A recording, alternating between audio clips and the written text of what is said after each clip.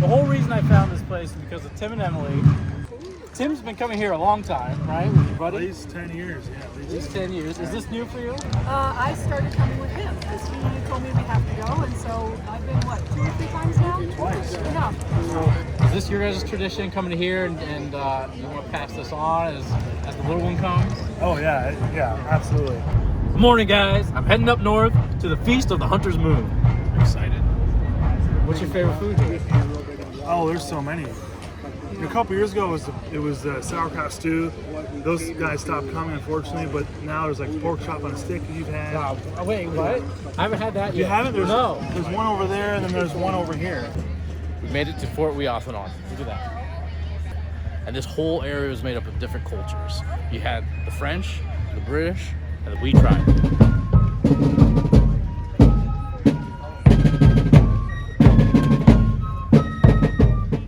That's pretty cool. Happy hunting.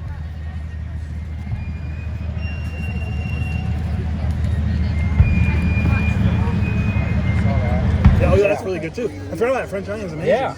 A great sugar pie. The buffalo stew is usually amazing, which we got over there. Yeah. They have a French onion soup stand. But I can't find the turkey one. It's not in alphabetical order. Look at this. Which is it? 414. 414. It's on the opposite side. Turkey legs and cider. That's what I want. 414. How do we get there?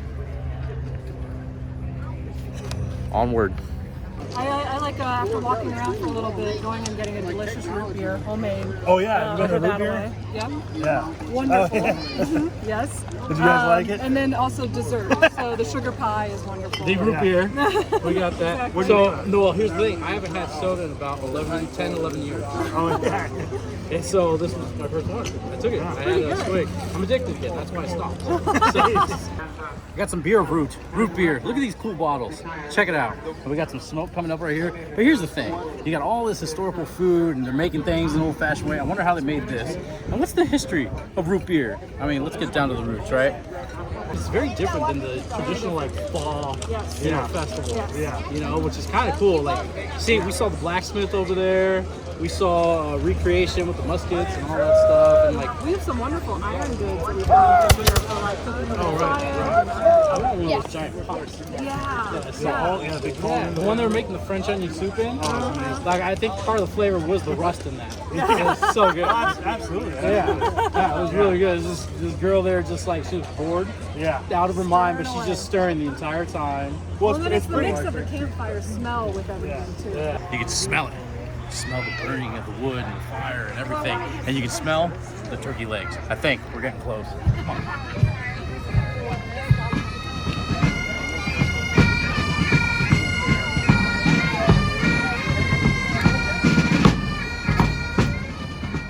All right, so I walked up to the corn place, right? My east. I ordered 2, but I saw them dipping it in butter, which I was sold then.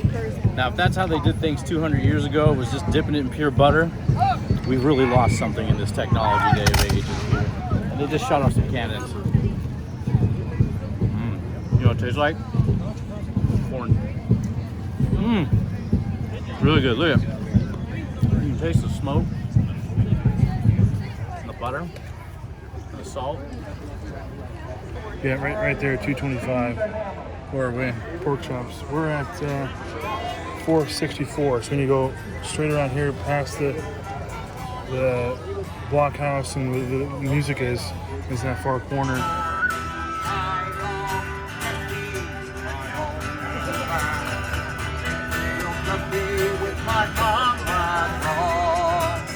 See, they're making the French onion. Look at that. They're making it in a cast iron pot. That's pretty cool. That's what gives it that flavor. And this is the feast. What is if you don't mind me asking, like the Feast of the Hunter's Moon, I assume, has to do with like fall or autumn because of the moon? Well, but also it started here because of Fort Weothanoth. They did an archaeological dig and they thought they found where it was. So they've got the blockhouse, and that started with people gathering, and next thing you know, they said, let's invite people. It's been like 54 years. One time my son was filmed by the local person, and so they interviewed him and asked him, how do you do this? And he just said, It's the feast. I've been coming since I was 6 weeks old. So, and if you're into food, Thank you. I just enjoy sharing. And there you have it for tradition. Speaking of, the ribeye sandwich. Good. This is so cool.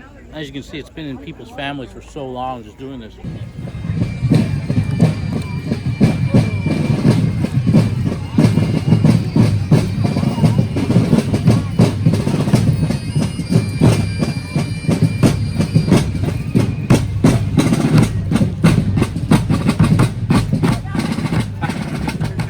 Found this turkey leg and I'm getting really hungry. But I found all kinds of cool stuff. I think I saw some lady churning butter, so I kind of want to drink that. Come on, let's go find a turkey leg.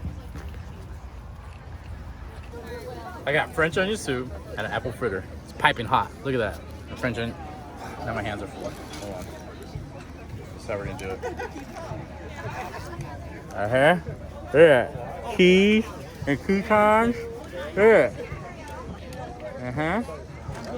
Now, how traditional is this? I mean, it could have been that bad 200 years ago, sitting around eating French onion soup with some fresh cheese that they're making. Some lady was making cheese over there. Just milked a goat. Fantastic. I think I hear a battle cry. After this, turkey legs. All right, I'm waiting in line for some noodle bowls, which is, I already forgot. Noodles. Vegetables. Vegetables. And lots of dill. And lots of dill. And they're delicious. And they're delicious, so I'm excited. She's really talking them up. We travel from Illinois to come get them. Really? Ooh. I might order two. That way I don't have to wait in line again. So I went to Purdue. Started coming when I was here at Purdue. My daughter is now here at Purdue. She's over there somewhere. So yeah, we come back and forth all the time. It's 2 hours over and back. It's worth it. We're getting close. Thank you. No problem. Anytime.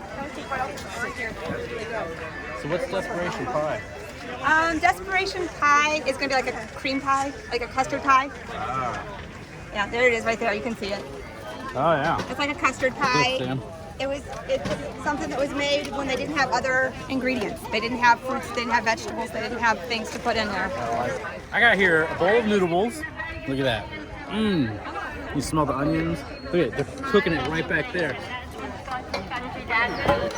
What it tastes like, what it reminds me of, is the stuffing my mom would make for Thanksgiving because of the celery and the onions that are all cooked. The noodles are different and carrots, but that's what it reminds me of. It's really good. Coming through.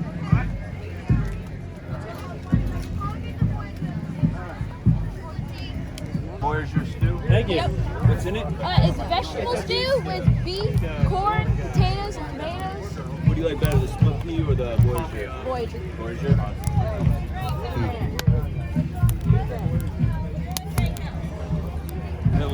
Coming through. Alright, right here, I got split pea soup. I got Voyager stew.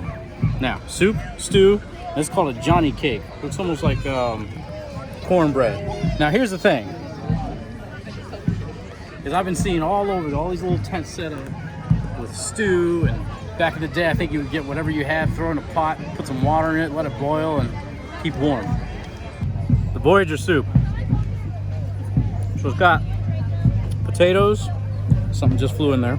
Potatoes, corn, carrots, tomatoes, and look at all that is ground beef.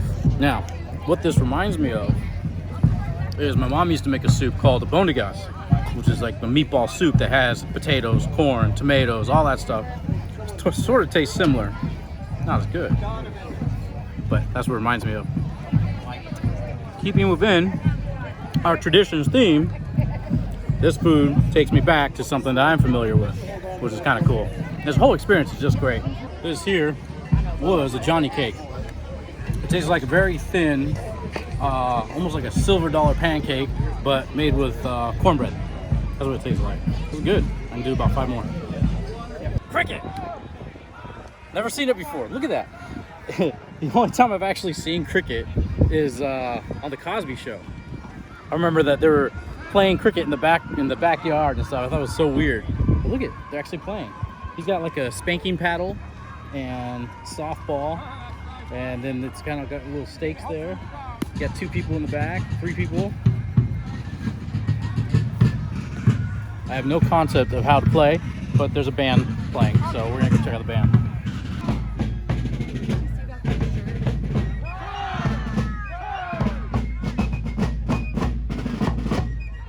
This particular event is a little more shopping than reenactment, but we are here, of course, to represent our histories that we've researched. So the unit that we represent is the Regiment Prince Friedrich, and we're out of Brunswick, Germany. So everyone's heard of the German soldiers, but what were they called in our history classes? Hessians.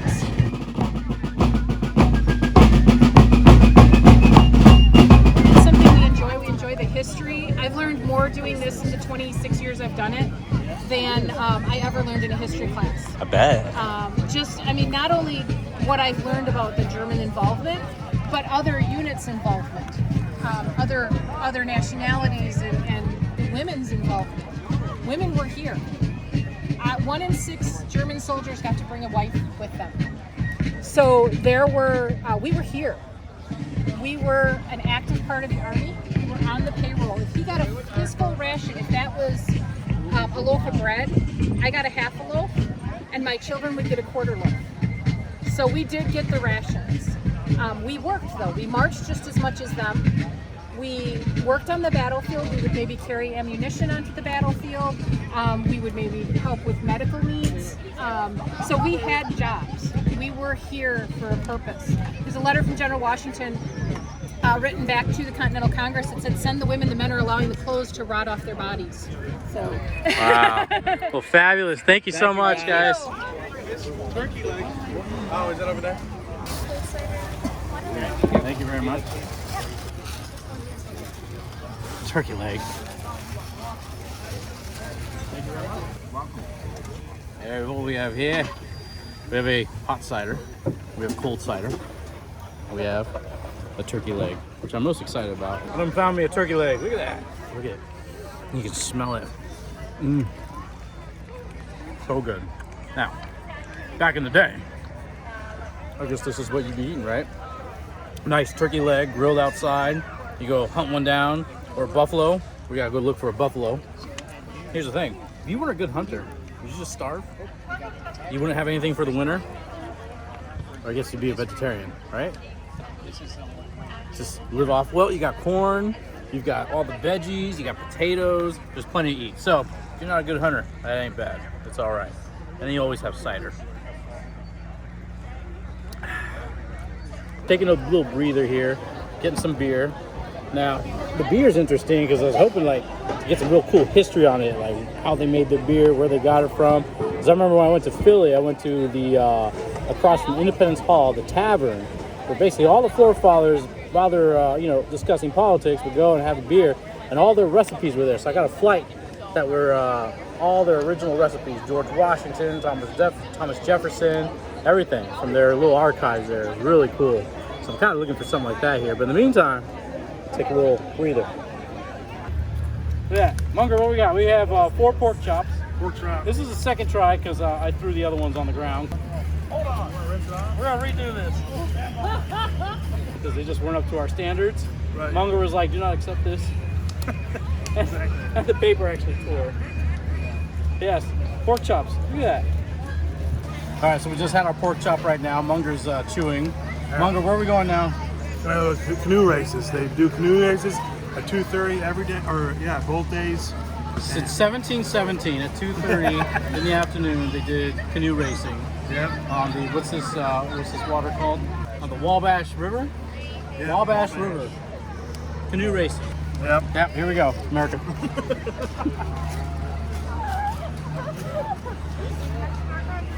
I found someone that was born in a canoe. This guy. That guy right there. He's been coming to this for his whole life, right? Yeah, I have. 36 years.